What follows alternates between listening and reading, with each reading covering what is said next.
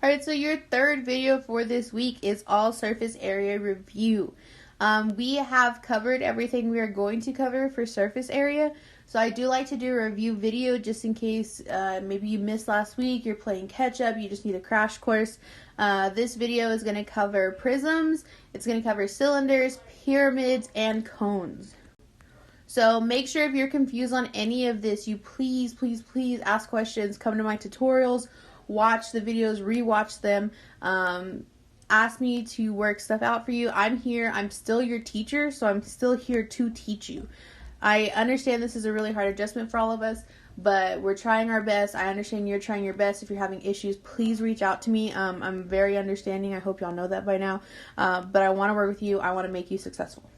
The first thing I want to do is I want to put all the formulas we've learned into one table, kind of talk about what each of the variables mean, how we use it, stuff like that, just in case you're a little confused still.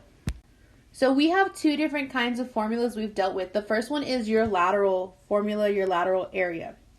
And remember, your lateral area is the area of the figure without the bases. So, or base, it just depends on the figure. There may be two bases, there may just be one, but this is the area without those bases.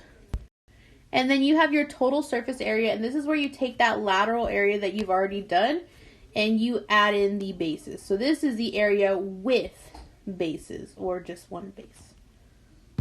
So the first video I did was over prisms, and in that first video I covered rectangular prisms, cubes, and all other prisms. So we're going to talk about those first.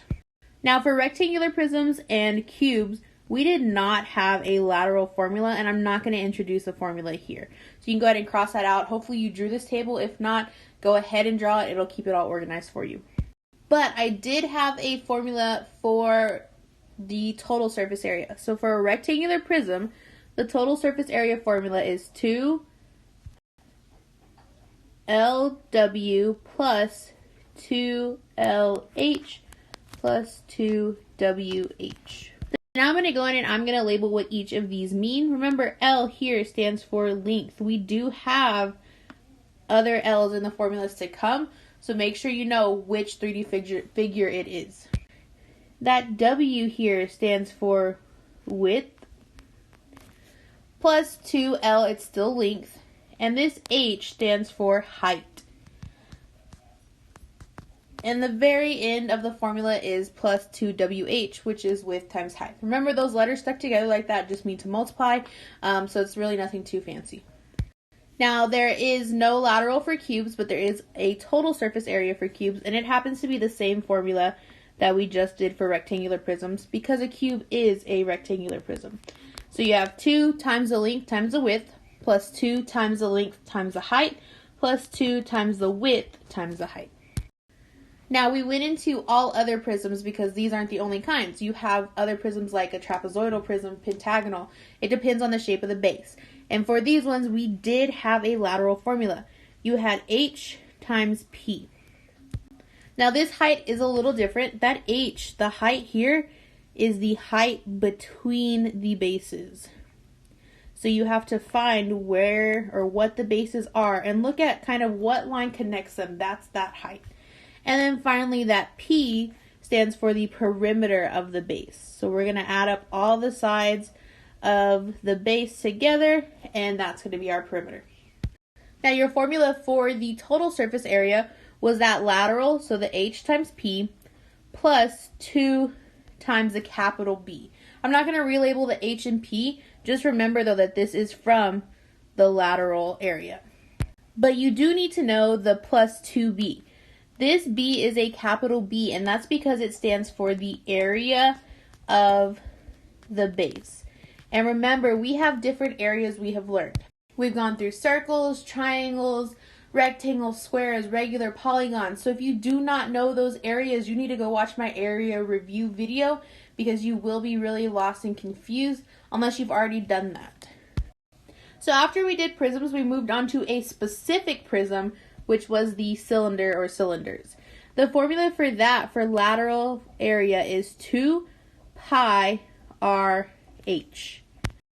And the 2 and the pi, of course, are just numbers. That r, hopefully you know already, stands for radius. And then this h is our height of the cylinder. So then the second formula for cylinders, for the total surface area, we take that lateral area, which is 2 pi RH, and we're going to add to it, remember, 2 times the base. And since our base here is a circle, it's 2 times pi r squared. Remember that this pi r squared, that is the formula for the area of a circle. And in that formula, what you need to know is that r stands for radius. Remember that first part, the 2 pi RH, I already defined what those variables meant in the lateral, so they just carry over into total as well. So this week we did cover pyramids, and again you have 2 formulas. The first one for pyramids, you have 1/2 L times P, and remember I gave you an alternative to that. You could also do L times P divided by 2. So I need you to know in this formula that L, it's not length here, that's actually the slant height. So it's important that you know how to identify your figures because we have repeat variables. And the P here still stands for that perimeter of the base. So you get a little slack there, the P means the same thing, but please make sure you watch out for that L. And for the total surface area of cylinders, you have your lateral, which is 2 pi RH, plus the capital B, which stands for, we've already identified that earlier on, but this is just area of the base. And remember, this is going to change based on what shape your base or bases are. So you need to know those formulas. And then finally, the last 3D figure we have covered is cones. Remember, that is a specific type of pyramid. That's a pyramid with a circular base. So my lateral area formula for that is pi times RL. And in this, your R stands for radius still, and your L stands for slant height. So it's similar to pyramids, of course, because it is a pyramid. And then your total surface area formula, we take that lateral, so pi RL, and we're going to add to it, remember, the area of the base. And since our base here is a circle, it is just pi r squared. So again, identify the first part variables in the lateral. And then this r still means the same thing. It stands for our radius. So this right here is a quick overview of all the formulas we have done with 3D figures. And you're like, okay, cool, it's a good review. We're done. We are not done because I have examples. So the first set of examples we're going to go into are for rectangular prisms. And what I'm going to do in all these examples, I'm going to find the lateral and the total surface area just so you can see how to work all those formulas, how to use them all. If you have any questions, hopefully by the end of this video, they will be solved. Alright, so we have example 1 here, which happens to be a rectangular prism. Remember, I did not give you a lateral formula for that. So all we're focusing on here is the total, which is 2 times the length times the width, plus 2 times the length times the height, plus 2 times the width times the height. So there was a little confusion. I first want to look at my base. And when I look at that base, I have 2 measurements on it. I have 4 and I have 9. So I'm going to call 4 my length and 9 my width. And then when I look at the shape again, there is this 3 that connects our 2 bases. So that's what I'm going to call our height. So we come over to the formula and start plugging everything in. 2 times my length, which is 4, times my width, which is 9, plus 2 times my length, which is 4, times my height, which is 3, and then at the end, plus 2 times my width, which is 9, times my height, which is 3. I simplify all this. I'm going to leave the 2 on the outside. 4 times 9 gives me 36, plus 2 times 4 times 3 gives me 12, and then plus 2 times 9 times 3 gives me 27. We have one more simplifying step. We take these 2's and multiply them into the parentheses. 2 times 36 gives me 72, plus 2 times 12 is 24, and finally plus 2 times 27 gives me 54. Your last step in here is to add all of these together. So when I do that, I end up with 150 meters squared as my total surface area. So on this one, I'm not going to work it all out for you, but I am going to help you identify what your measurements are. So we still have the formula total surface area of 2LW plus 2LH plus 2WH.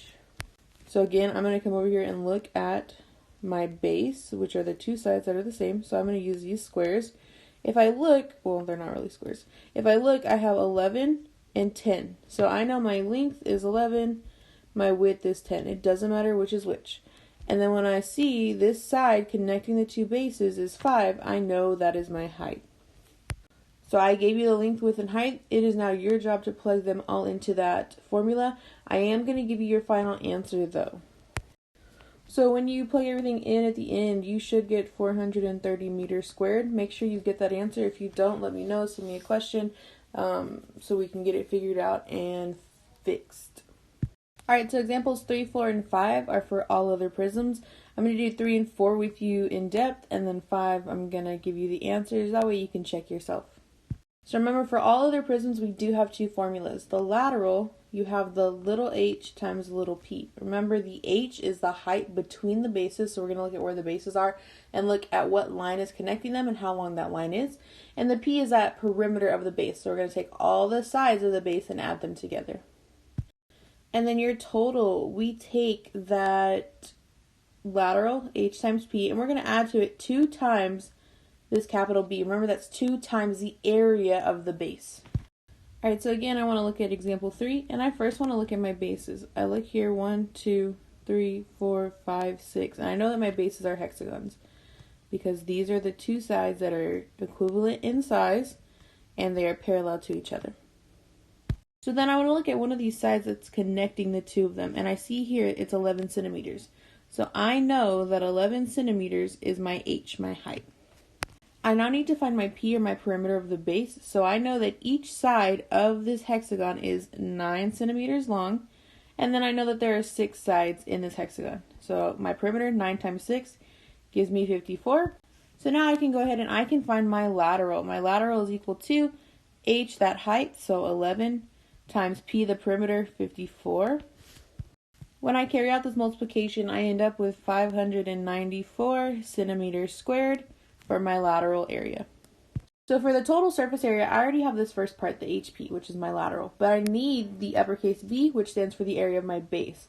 This is a regular polygon, so remember, the area of the base is apothem times the perimeter of the base divided by 2. I already have one of those. The other one is labeled in the diagram. Remember, your apothem starts at the middle of the figure, the shape, and it extends perpendicular to one of the sides. So when I plug this in, my apothem is 7.8. Sorry about that. 7.8 times my perimeter, which I already found as 54, divided by 2. Go ahead and plug that top part in your calculator and you get 421.2 divided by 2. And for your area of your base, you should get 210.6. So now I'm going to come back over here. My total surface area, I take that lateral, so 594 plus 2 times the area of my base, which is 210.6. You do a little calculator work, 594 plus 421.2. And then my last step is to go ahead and add them together. And I find that my total surface area is 1,015.2 centimeters squared. Alright, so example 4, we're doing the same thing, finding the lateral and total. So again, I'm going to highlight what my bases are. There are these two triangles because those are the only faces that are parallel to each other and equivalent. If we look, every side of the triangle is 8. I have the left and bottom labeled on this bottom face, and on the top face I have the what would be the hypotenuse if it was right, as 8. So I know this is an equilateral triangle or regular triangle. Alright, so example 4, I have a triangular prism. I'm going to go ahead and highlight those bases real quick. The triangles are the only ones that are parallel and congruent. When I look, this 8 kind of looks like it's on the triangle, but this one is not. The only 8s I have are at the bottom, the base, and then the slanted side, or the slanted leg. The third leg of the triangle is actually this 4 up at the top. You can see it goes along with the line. So I'm going to find my perimeter first. Remember, your perimeter, you take all the sides and add them together. I know one side is 8, plus another is 4, plus the bottom, the base, is also 8. When I add those together, I end up with 20 as my perimeter for this triangle. Now when I'm looking, I want to see this side that connects my two triangles together. And I'm told on the diagram that it's equal to 8. So I know my lateral, my H is 8, and my perimeter is 20. So when I do this in the calculator, I find out that my lateral area is 160 yards squared. Again, I'm in the same position for my total. I already have that lateral right here, so I don't need to do the HP again. But I do need to find the area of my base. And since my base is a triangle, remember for the area of the base, you have base times height divided by 2. And when I look at this triangle, the bottom leg is 8. So that is my base here. My height is outlined by this dashed line that's perpendicular to the base. So my height here is 3.9, and we're going to divide that by 2. When I do 8 times 3.9, I end up with 31.2, and I still have to divide that by 2. And once I do that, I get 15.6 for my area of the base. I now have everything I need for total surface area, so I'm going to plug it all in. HP gets replaced by that 160 that we just found, plus 2 times the area of the base, which is 15.6. When I end up with that, I have 160 plus 2 times 15.6 gives me 31.2. And then when I add 160 to that, I end up with 191.2 yards squared. So again, example 5, you're going to be on your own. I'm going to give you the answers, but first I want to go through and I want to identify what kind of 3D figure this is. So if I look at the two bases that are similar or exact and parallel, I end up with a pentagon. So this is a pentagonal prism. I'm going to put pentagon at the top just in case you forget. When you solve this, you should get your lateral area as 220 meters squared. Remember, that's the height between the bases, and then you take a perimeter of one of the bases. If you didn't get that, please let me know. So for your total surface area, you should end up with 429 meters squared. I did write the formula for your area of the base. Since this is a regular polygon, you're going to do the apothem times perimeter divided by 2, just in case you forgot. After we did prisms and cubes, we went into cylinders because remember, cylinders are a specific type of prism. So you have your lateral formula, which was 2 pi RH. We introduce R in these formulas because there are circles, so we have radius or radii. And then your total formula, we take that lateral 2 pi RH, and we're going to add to it 2 times the area of the base, which would be 2 pi R squared. So when I look at this diagram, I need R and I need H. 7 is already there, that's our height. But 20 here, that's our diameter. And remember, I told you in order to find the radius, all you had to do was divide the diameter by 2. So 20 divided by 2 leaves us with our radius of 10. I can now go and plug everything into my formula. My lateral is equal to 2 pi times the radius, which we found to be 10, times the height, which we found to be 7. At this point, it just becomes all multiplying. I'm going to leave the 2 pi alone for now. 10 times 7 gives me 70. And now I'm going to distribute that 2 pi into parentheses. 2 times 70 gives me 140, and I'm going to leave that pi next to it.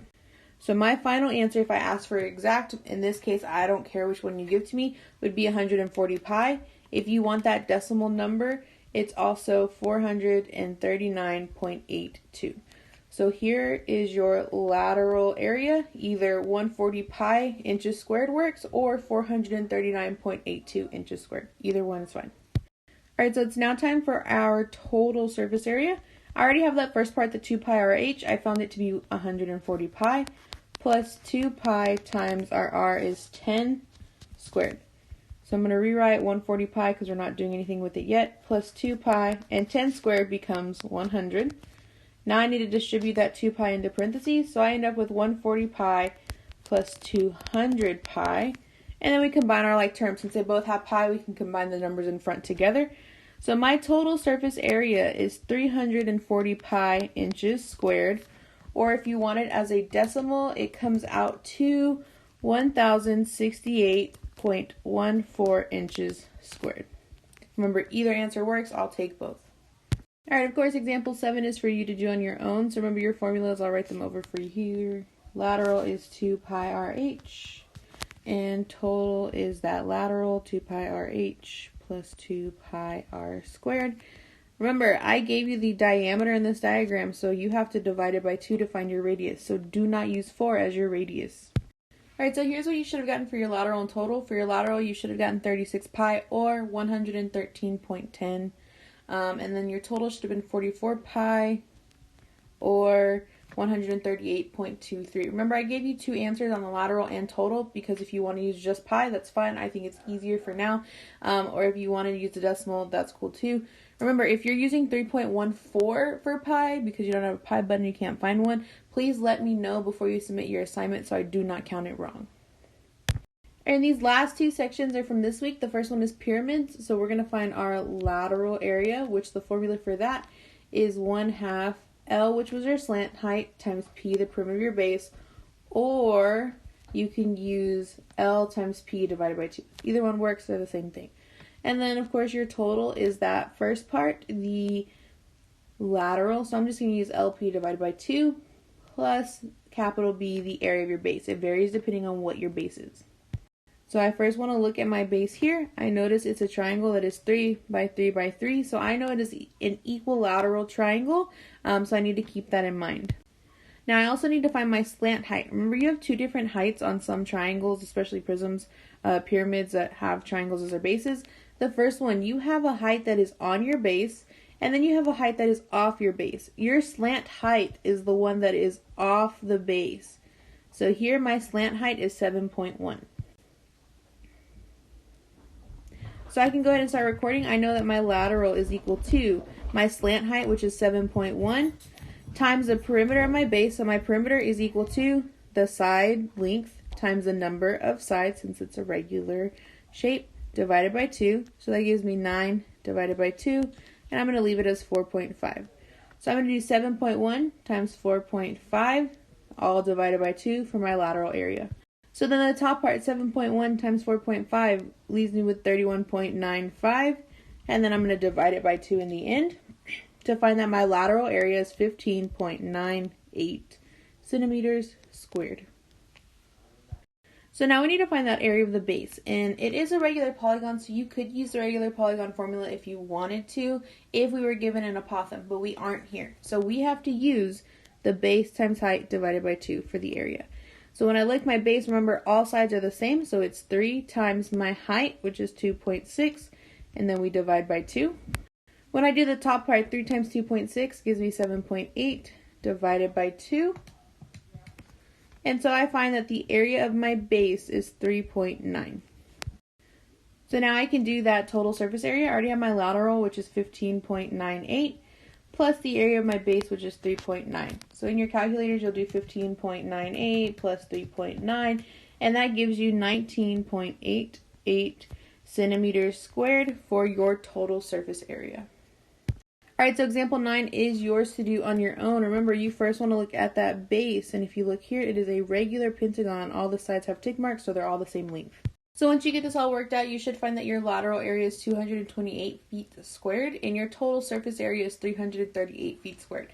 Remember, for your total surface area, you do have to find the area of the base, and since all the sides of this pentagon are the same, it is a regular pentagon or regular polygon, so make sure you're using that apothem times perimeter divided by 2. Alright, in the last section we've covered, the last 3D figure we've done is cones. Remember, cones are a specific type of pyramid with a circle base.